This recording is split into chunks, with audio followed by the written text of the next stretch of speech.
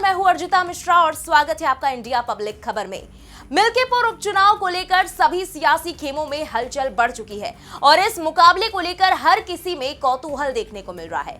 वैसे तो मिल्कीपुर की लड़ाई सीधे सीधे समाजवादी पार्टी और भारतीय जनता पार्टी के बीच है, यानी कि चुनावी मैदान में कोई भी नाम हो, लेकिन असल मुकाबला तो अखिलेश यादव और सीएम योगी आदित्यनाथ के बीच ही है। उधर कांग्रेस कहने भर को समाजवादी पार्टी के साथ है और वहीं बहुजन समाज पार्टी भी मैदान से बाहर हो गई है। हालांकि शुरू में बीएसपी ने अपने उम्मीदवार का नाम जरूर बताया था, लेकिन यूपी की 9 सीटों पर हुए उपचुनाव के बाद बसपा सुप्रीमो मायावती ने अपने कदम पीछे खींच लिए। मगर खबरें तेज है कि बसपा सुप्रीमो मिल्कीपुर के उपचुनाव से भले ही एक कॉम्पिटिटर के नाते बाहर हो गई हो, लेकिन वो यहाँ चुपचाप रहकर भी खामोशी के साथ बड़ा गेम खेलने जा रही है। यूपी की राजनीति एक बार फिर करवट लेने को तैयार है। अयोध्या की एक सीट पर इस वक्त यूपी ही नहीं बल्कि पूरे देश की नजरें टिकी हुई हैं, क्योंकि इस सीट पर हार जीत को लेकर दांव पर लगी है दो ऐसी पार्टियों का भविष्य जो देश और प्रदेश दोनों की राजनीति की अहम धुरी बनी हुई है। जी हां, हम बात कर रहे हैं रामनगरी अयोध्या की सबसे ज्यादा चर्चित हॉट सीट मिल्कीपुर की, जहां 5 फरवरी को उपचुनाव होने हैं और 8 फरवरी को चुनावी नतीजे सामने आने वाले हैं। और इस उपचुनाव को लेकर सियासी गलियारों में शुरू से ही काफी ज्यादा गहमा गहमी देखने को मिल रही है। एक तो इस सीट पर उपचुनाव बाकी 9 सीटों के साथ होने की बजाय कोर्ट में लंबित एक याचिका के चलते उस वक्त टाल दिया गया था, जिस पर खूब पॉलिटिक्स भी हुई थी। और दूसरा कि इस सीट पर सीधे सीधे सत्ताधारी बीजेपी और समाजवादी पार्टी की आमने सामने लड़ाई होने वाली है, क्योंकि जहां एक तरफ बीजेपी को सैकड़ों वर्षों के लंबे संघर्ष और अनगिनत बलिदानों के बाद राम मंदिर की प्राण प्रतिष्ठा और अयोध्या को पूरी तरह से विश्व स्तर पर धर्मनगरी के तौर पर स्थापित करने के लिए उठाए गए कदमों के बावजूद लोकसभा चुनाव के दौरान यहां हार का सामना करना पड़ा, तो वहीं समाजवादी पार्टी के लिए भी हाल ही में 9 सीटों पर हुए उपचुनावों में से 7 सीटों पर हार का स्वाद चखने के बाद इस सीट पर कब्जा बनाए रखना किसी चैलेंज से कम नहीं है।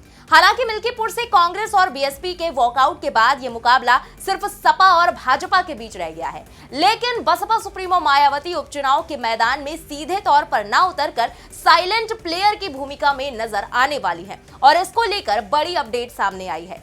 तो क्या है बसपा सुप्रीमो का मिल्कीपुर को लेकर चुनावी प्लान और किस तरह से बसपा सुप्रीमो चुनाव न लड़कर भी पलट सकती है पूरी बाजी, समझेंगे सब कुछ इस स्पेशल रिपोर्ट में।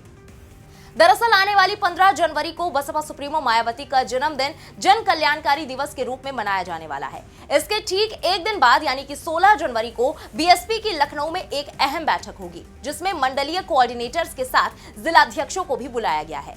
खबर है कि बसपा इसी महीने से अपने संगठन को धार देने के लिए अभियान शुरू करने जा रही है। इसमें दलितों, पिछड़ों, अति पिछड़ों के साथ मुसलमानों को बसपा से जोड़ने का अभियान चलाया जाएगा।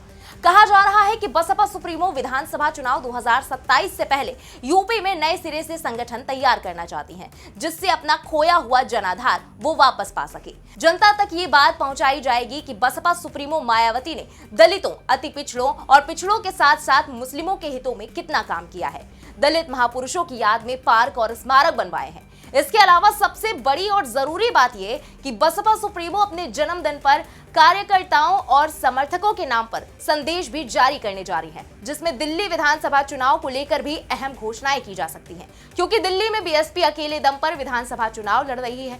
बसपा सुप्रीमो ने दिल्ली चुनाव की कमान अपने भतीजे और पार्टी के नेशनल कोऑर्डिनेटर आकाश आनंद को सौंप रखी है। खास बात यह कि बसपा की सुप्रीमो मायावती अपने जन्मदिन के बाद मिल्कीपुर उपचुनाव को लेकर भी रणनीति तैयार करने वाली है।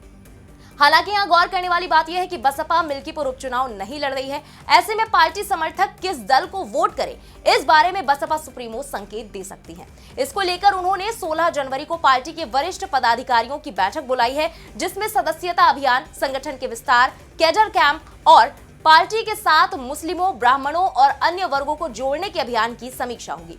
देखा जाए तो इस बार मिल्कीपुर में सपा और बीजेपी के बीच सीधी टक्कर है।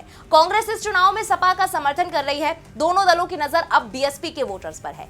आमने सामने की इस लड़ाई में जिस ओर इन मतदाताओं का रुख होगा, वो दल की जीत में अहम भूमिका निभाएगा।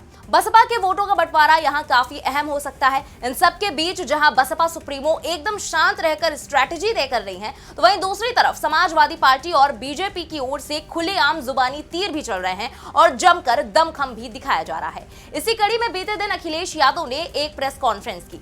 इस दौरान उन्होंने मिल्कीपुर उपचुनाव को लेकर कहा कि मिल्कीपुर की तैयारियां पूरी हो चुकी हैं। अयोध्या में आगामी चुनाव में भारतीय जनता पार्टी फिर हारेगी।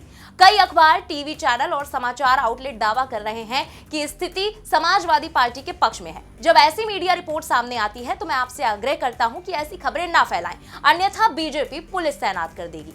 इस बीच अखिलेश यादव का एक पोस्टर भी काफी ज्यादा चर्चा में है, जिसमें अखिलेश यादव को इंडिया गेट से बांसुरी लेकर निकलते हुए दिखाया गया है। पोस्टर के साथ समाजवादी आप साथ है, ये नारा लिखा हुआ है, जो समाजवादी पार्टी और आम आदमी पार्टी के बीच गठबंधन को दर्शाता है। इस पोस्टर का विमोचन वाराणसी में समाजवादी छात्र सभा के महानगर प्रवक्ता अधिवक्ता आलोक सौरभ पांडे ने किया।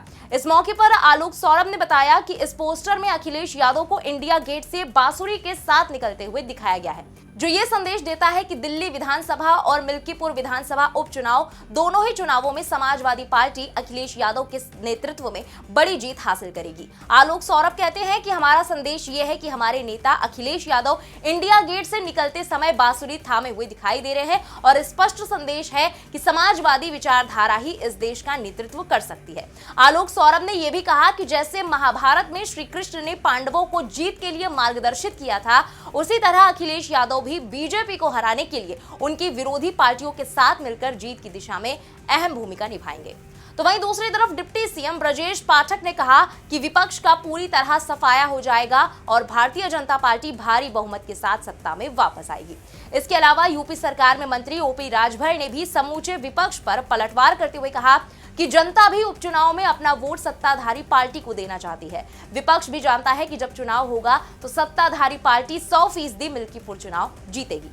अब इन सबके इतर बात की जाए वापस यहाँ के समीकरणों और बसपा सुप्रीमो मायावती की, तो मिल्कीपुर में 3.5 लाख से भी ज्यादा वोटर हैं और उनमें भी सबसे ज्यादा आबादी दलितों की है, जो कि 1.25 लाख से ज्यादा है। लेकिन फिर भी बीएसपी ने यहाँ चुनाव नहीं लड़ने का फैसला किया, क्योंकि हाल ही में जो उपचुनाव हुए उसमें भी हिस्सा लेकर बीएसपी को कुछ खास फायदा नहीं हुआ और अब बसपा सुप्रीमो मायावती की नजर दिल्ली विधानसभा चुनाव पर जा टिकी है। गौर करने वाली बात यह है कि मिल्कीपुर के लिए काफी पहले बसपा सुप्रीमो ने राम गोपाल कोरी के नाम का ऐलान किया था, जो कि 2017 के विधानसभा चुनाव में तीसरे स्थान पर थे। लेकिन अब बीएसपी का इरादा बदल गया है। उधर समाजवादी पार्टी अवधेश प्रसाद के बेटे को उम्मीदवार बनाने के साथ ही पीडीए फॉर्मूले के हिसाब से आगे बढ़ रही है। दलित वोट के अलावा मिल्कीपुर में रिपोर्ट्स के अनुसार 55,000 यादव, 30,000 से ज्यादा मुस्लिम वोटर्स हैं। पीडीए से इतर देखें तो करीब 60,000 ब्राह्मण, 30,000 क्षत्रिय, 50,000 कोरी, चौरसिया, पाल और मौर्य वोटर्स हैं। 2017 में बीजेपी से विधायक रहे बाबा गोरखनाथ को 2022 के विधानसभा चुनाव में 90,500 वोट मिले थे, लेकिन 13,000 वोट कम पड़ जाने से वो अवधेश प्रसाद से हार गए थे। तब अवधेश प्रसाद को यहां 1,03,000 वोट मिले थे। बीजेपी के लिए यह चुनाव कितना अहम है, इसका अंदाजा आप इस बात से लगा सकते हैं कि पार्टी ने प्रदेश के 6 मंत्रियों को इस उपचुनाव में उतार दिया है, जिन पर बीजेपी की जीत को सुनिश्चित करने की जिम्मेदारी होगी। साथ ही दोनों डिप्टी सीएम केशव प्रसाद मौर्य और ब्रजेश पाठक को भी समय समय पर यहां दौरा करने के लिए कहा गया है।